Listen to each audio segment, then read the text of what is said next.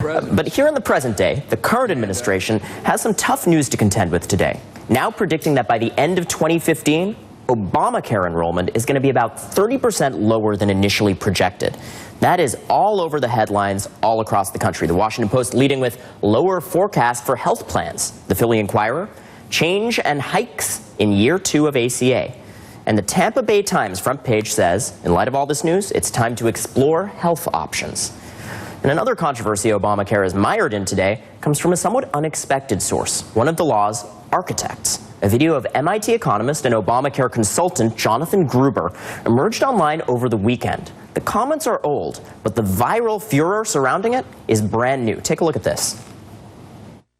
This bill was written in a tortured way to make sure CBO did not score the mandate as taxes. Lack of transparency is a huge political advantage. And basically, call it the stupidity of the American voter or whatever. But basically, that was really, really critical to getting the thing to pass. Yeah, there's things I wish I could change, but I'd rather have this law than not. Our friend Megyn Kelly over at Fox and others have railed against Gruber's comments in the last 24 hours. But is there a there to the controversy? And what does it reveal about the obstacles Obamacare now faces?